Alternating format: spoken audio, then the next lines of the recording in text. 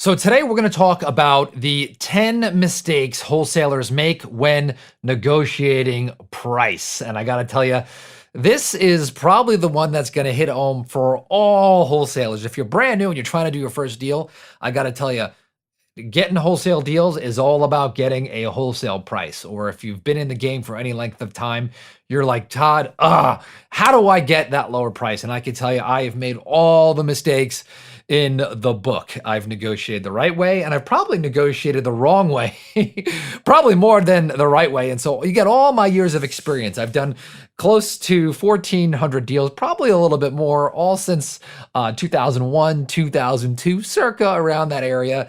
And I got to tell you, I know now the mistakes I've made talking to motivated sellers. I've trained a few dozen acquisition specialists. I've trained the most successful wholesalers across the country. I've taught them how to do a lot of deals, big deals, profitable deals, and do them faster. And so after trial and error, a lot of money with a lot of mentors and a lot of in the trenches work, I am condensing this experience for today's episode. I got a couple gifts for you. First of all, if you have not downloaded the Motivated Seller Script, head on over to nolimitsrealestateinvesting.com /script, nolimitsrealestateinvesting.com /script. And if you've ever wondered what to say to a motivated seller or how to say it, you got to download this thing. I've used the same script and I've tweaked it over the years to talk to motivated sellers, and it was influenced by one of my mentors. But every year we've made it better, and so you can get the most up-to-date version at nolimitsrealestateinvesting.com /script. Also, if you've got a question and maybe you want us to use it on the podcast, go ahead and leave a message at 619-494-1691, 619-494-1691. No one will answer, just leave a message, and maybe I will answer your question on an upcoming podcast. Also, you can hook up with me on the Wholesaling Inc. Facebook group. Go to wholesalingincgroup.com, connect with me and other wholesalers there, and build your community. All right, so 10 mistakes wholesalers make when negotiating price. Now, remember, when you are negotiating a wholesale deal and you plan on immediately selling this property, it is all about price. You need a low price to lock up this property so that you could turn around and you could sell it to a cash buyer or a retail buyer at a price, at a spread that makes sense. You are not going to, wholesaling is all about creating value when you buy. Okay, I'm not going to talk about adding value by fixing it up. I'm going to talk about, again, you're going to add value to the marketplace by helping a seller out of a problem. And they are going to have to trade some equity for speed, convenience, ease, maybe your confidence. They're borrowing your confidence, right? But you are going to solve this problem. In exchange for that, they must be willing to trade some of their equity, and you're going to be upfront about this. I don't think I've ever done a deal with a seller where they didn't know that they were trading a portion of their equity for some convenience and some peace of mind. And so you've got to understand that you're not trying to hide that. So I'm going to set a ground rule here, and that you are not going to fool anybody. You shouldn't try to fool anybody. All you have to do is give people their best options, hidden between the eyes, with honesty. And I'm going to tell you, life is going to be so much easier if you listen to what I'm telling you to do today. So understand what we do for a living. We offer convenience. We offer speed. We offer peace of mind. We offer confidence that we're going to give and translate to the seller. And when that happens, movement. When that happens, you're going to pull them out of a bad situation and improve their situation so they could now move on to the next phase of their life. And you are going to make an excellent living doing so. How good does that sound? How good does that feel? All right. And once you understand that, it's going to be so much easier to talk to sellers instead of tiptoeing around and trying to convince a seller that their house is worth more than it is, or trying to hide your intentions that you're trying to make a profit. I mean, come on, just let it all out there, right? I'm in the business of making a profit, right? In exchange for giving you some speed and convenience and some ease. You ready? Do you want to do that trade or not? And I'm just telling you, it just makes it so much easier. So get your mindset in the right space. Okay, so let's move on to the mistakes that people make when trying to execute what I'm just talking about. Number one is that they don't know the number that they need to be at and start arbitrarily negotiating. Okay, even okay if they are like way above market price. So if you don't know what you can pay for a property, or you are confused, your number one job is to talk to a seller and just ask questions. Okay. Use that script that I just talked to. I gave it away, nolimitsrealestateinvesting.com. Use the script. Ask questions, find out their motivation, find out if they've got a problem. If they have no problem, no motivation, they don't want help, they don't want to sell, look, you can move on to the next seller. But use the questions to find the motivation, because if the motivation is there, the price will most likely come. Okay, so ask a lot of questions. If you don't know what you can pay for a property and you're brand new, or maybe you're in a new market, just shut up and listen to what the seller is saying. Now, my recommendation is to, and I'll talk about how to ask questions to get the price, but stop quoting prices if you don't know what the property is worth. Have the seller talk about what they think it's worth and the issues and the motivation. I would get a good broker on your team, right? I've talked about that on other episodes. I also would have my broker teach me about comparable sales in the neighborhood. Of course, you don't have to understand the values. You can talk to sellers and find motivations first. Just don't start spouting off numbers and making offers if you don't know yet. Like if you've done this already, you've made a mistake, it's not something that you can't come back from, right? But if you start quoting higher prices to a seller than you can pay, and then you try to go back and renegotiate the next phone call, it's going to be tough. So ask questions, get a good broker on your team, listen, make a friend, right? And then eventually, right, over a period of 1, 2, 3 months, you're going to understand your market and what you can pay. But your broker is going to teach you. And so listen to them. They'll work for you for free. I've already talked about how to work with a broker on other episodes. Number 2 is wholesalers who don't know how to negotiate start arguing with the seller about repairs.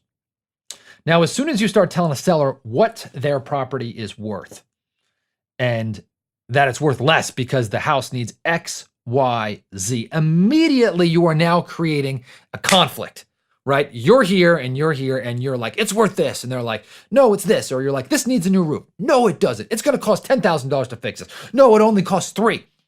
You're creating this argument or a conflict that you're going to have to justify.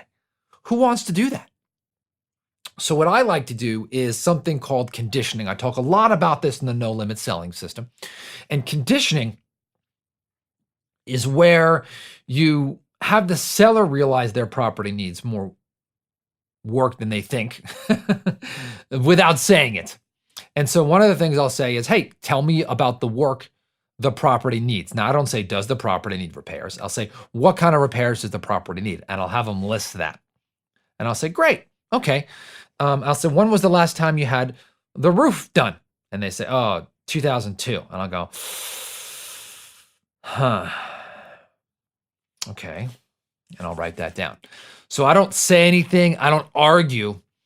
I just have them hear my disappointment, right? Does the house have a, tell me about the pool. Oh, the house doesn't have a pool. Okay. All right. Tell me about the cracks in the house. Well, there's a few. Okay, yada, blah, blah, blah, blah. Okay. And did you have a structural engineer check that out? Okay. Okay, and so now you start to condition and plant these little seeds, right, on the repairs the property needs. Now, if you're in person, if you're at the property, I'm gonna do the same exact thing, right? But you wanna touch stuff, right? You wanna look at stuff, you wanna make noise, you wanna make funny faces. If you're watching me you might be listening on a podcast right now, or you might be listening on YouTube, but if you're watching me on video, you'll see I'm making these funny faces, like, Right, it's all about the expression. So use your body and your face like you're confused or worried, but do not argue. Don't be like, oh, you got some mold back here, right? Don't do that. Let the seller come and let the seller come to you on that. All right. The next thing is don't tell the seller what a bad situation they're in, right? If you tell the seller, hey, listen, you're behind on taxes. The county's going to take your property soon. You better act now. That's going to push the seller and they're going to put their heels in and say, hey, let me ask you a question. The good thing is, look, you've got 5, 6, 7 months to deal with this. It sounds like you've got this under control. You got all the time in the world. So now I've used the stealth mismatch. I use this a lot on my no limit selling system. I highly recommend it. If you want to know more about that, you can go to nolimitsalessystem.com. It is the same exact system I've used to train probably over 3 dozen of my own acquisition specialists and made millions and millions and millions of dollars. If you want the fast way to learn all these selling techniques, go ahead and check that out, nolimitsalessystem.com. But what I'm going to say is my stealth mismatch, you do the opposite of what they think you're going to do. And say, hey, listen, it's a good thing that, if you don't sell this the next 6 or 7 months, you're good. And now they flush out their timeline. Okay. And so now I get them to verbalize it and now create the urgency without me having to create that urgency. The next thing I might do is I'll start bagging my competitors, right? And I'm saying this is a mistake. Don't bag your competitors. That's going to drive them to your competitors. So I might say, who else are you talking to? And they'll mention, so-and-so, and I'll go, all right. And I won't, you can make a weird face or you could say something, but they'll be like, what's up? And I'm like, oh, nothing. And so, you don't have to say anything bad about their competitors, but let them say, right? And I'll say, oh, did you have concerns? It sounds like you've had concerns. What are your concerns about working with XYZ? And now that's going to flush that out, right? Let them say it, not you. That is the secret, right? Do not chase your competitors. Let them flush out their little objections. Now, the other thing, let me give you a little tip here, by the way, is there's little things that I refer to as tiebreakers. If you tell a seller you're going to call them back at 10 a.m., call them back at 10 a.m. If you tell a seller that you're going to be at their house at 12, wait in your car until 11:59, get out at 12 o'clock, ring the doorbell, right? Show up and wear a name tag on your shirt or have a company shirt. Make sure your Google reviews are up to date on your website, right? Make sure that you eventually get a website, as fast as humanly possible, right? Get it up, look credible, be credible. Send a handwritten thank you card. All these little things are like these little tiebreakers. And so eventually, like, these people start to look like amateurs. Okay. The other thing is you're not pulling away, right? So in terms of if you're just negotiating price during that, and you're like, hey, listen, I got to be at 150, and they're like, hey, I got to be at 250. At any point, if I feel like, and by the way, this is 1, 2, 3, 4, 5. This is number 5. Okay, is not pulling away. What I mean by pulling away is if you feel like the tension is there, and let's say you're at 150 and they're at 200. If all of a sudden you're like at a stalemate, and you could say, I wish I could give you your price and make a profit, but I'm just not sure that, we've got a match. Right? And so instead they're chasing the sellers. What I just did right there is I pulled away, and you want to listen. And this will tell you, and then just zip it and shut up. Don't say a word. There should be an uncomfortable silence there, of which the seller will say something. So 1, 2, 3, 4, 5, 6. And by the way, if you sit there for like only 10 seconds, it's going to feel like a minute. But listen to what the seller is saying. All right. Number 6 of 10 mistakes wholesalers make when negotiating price is giving a number first. In the script that I told you to download, nolimitsrealestateinvesting.com/script, it talks about asking for a number 5 different ways before giving a number. And I can tell you that way too many wholesalers, they give a number too quickly. The seller says, oh, you give me a number, and they just come out with a price. They assume the seller is too sophisticated to take a low offer. And so they give a number too quickly. They don't ask enough times, or or the seller will give a number and then they come back with a number that is way too high because the seller's number was also high. So they just asked for a small discount and assumed the seller wouldn't take the number that you gave them. They respond too quickly with a number. So let's say a seller says, hey, listen, I need 200. And you're like, hey, I need to be at 140. And the seller says, well, 200 is my number. And you say, okay, I could pay 190. That's a mistake. And so you want to move slow off of your number, slow. So if you know that you could pay 170, 175, I might say, hey, listen, what if, I'm not saying I could, but what if I could pay 150? Is that something that you'd be interested in, or probably not? So I was low. I can come up a little bit, but I'm not coming up fast to their number. Coming up a little bit, and then I throw that number out. What if? I'm not committing to the 150, but I'm kind of throwing a softball out there and letting see what happens. Okay, so go ahead and check that out. All right. This is a good one. I've seen this one on seasoned wholesalers and acquisition specialists. They talk to a seller. They sound motivated. They give a low number and the seller says, okay, yeah, that sounds good. And you're thinking you have a deal. And then the seller ghosts you. Oh, that's a tough one. That's a gut punch.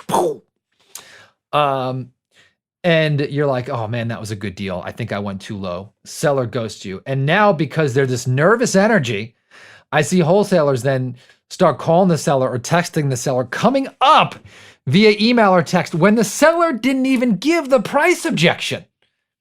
Right? So automatically I've seen wholesalers go back and renegotiate against themselves, come up on price because the seller ghosted them, but didn't give them the price objection. But now the wholesaler thinks it was because of price that the seller ghosted. Oh, that is a giant mistake.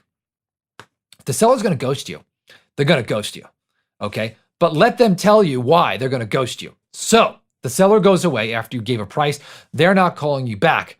I'm going to send them a text or an email or a video and say, hey, Mr. Seller, I know we spoke.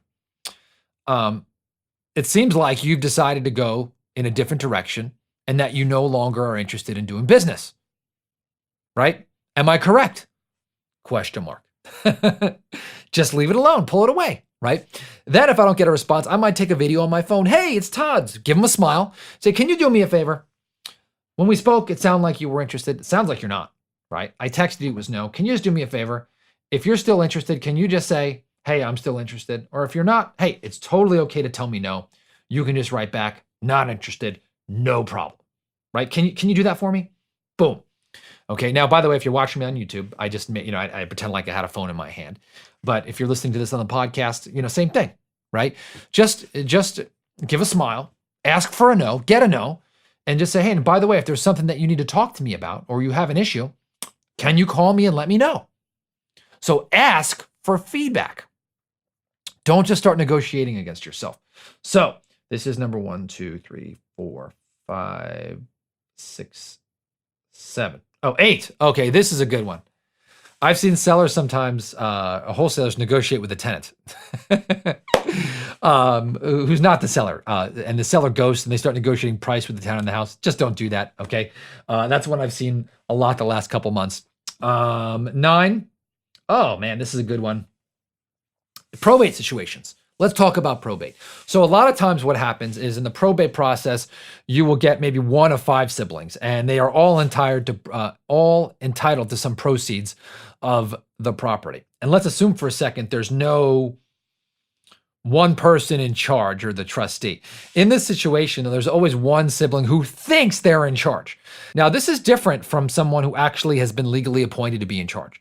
If someone has legally been appointed to be in charge, you want to deal with that person, that's good. But sometimes you're dealing with a probate situation, we're dealing with like 4 or 5 siblings.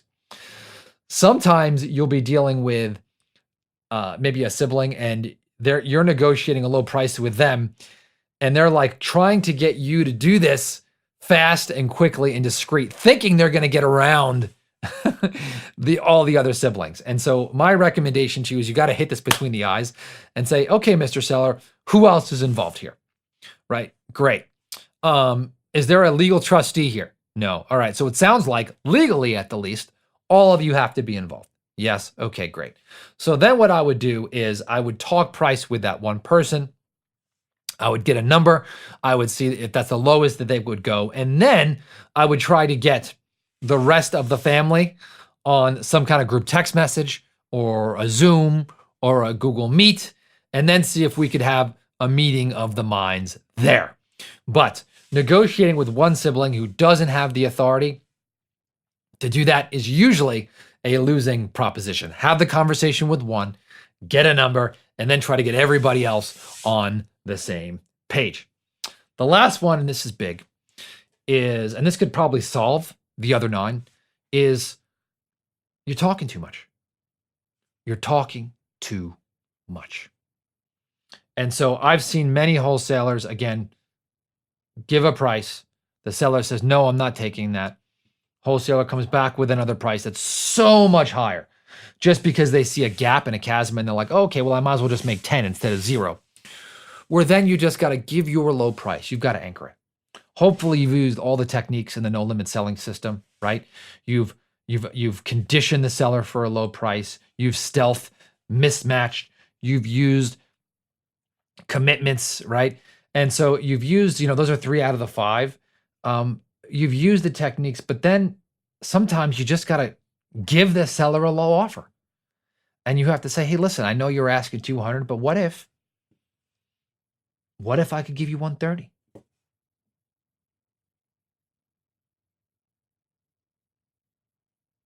And listen. And it's okay to have this awkward silence. You see, when you talk like that, it sounds like deafening. But if you train yourself to do this, the seller will tell you what they'll take. They say, hey, listen, at this point, listen, I'd take 150. I might say, okay, is that the best you can do? Look him straight in the eye and then just listen.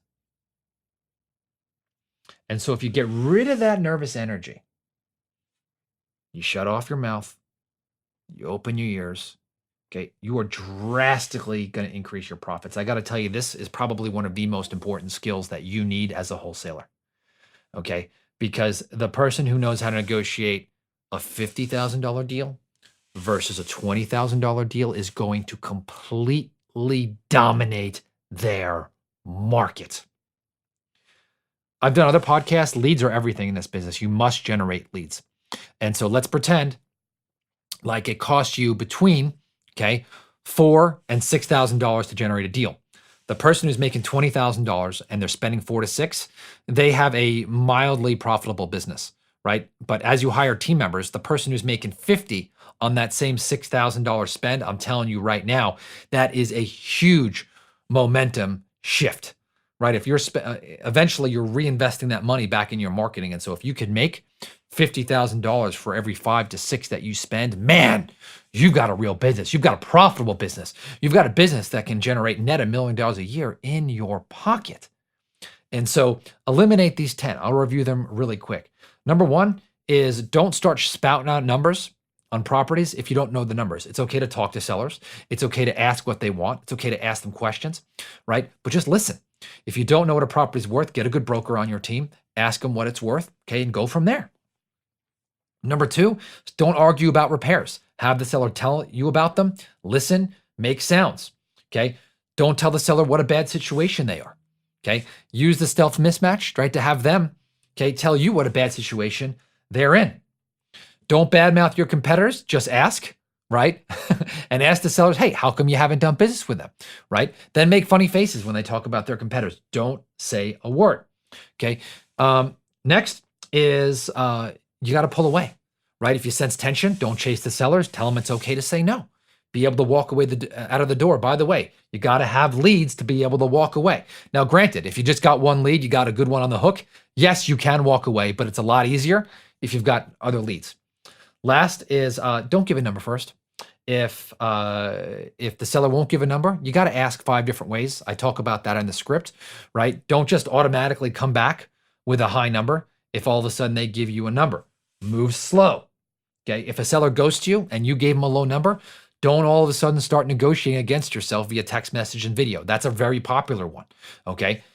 Get them back on the phone with some text, emails, videos, right? And pull away if you have to. Okay. Or ask if there's something that you need to talk about. Next, don't negotiate with tenants. Next, if you've got a probate situation, this is number 9, is you can get on the same page with one sibling, but very quickly, okay, get the other siblings on board if there is not a legal appointee. Right? If you got one person who actually is legally appointed, you can deal with them. And the last part, don't talk too much. Okay, you got 2 ears, 1 mouth for a reason. Ask questions. Okay, get a number. If you can't get a number, you can go low, but just listen.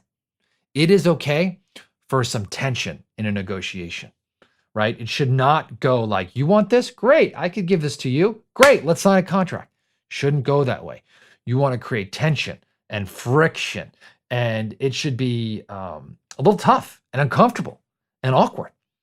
But if at any point it gets too much, you could say, hey, listen, if this is not a fit, you can go in another direction. And so if you do that, I'm telling you what, you are going to make a crap ton of money in this business. But most of all, I want to reemphasize this.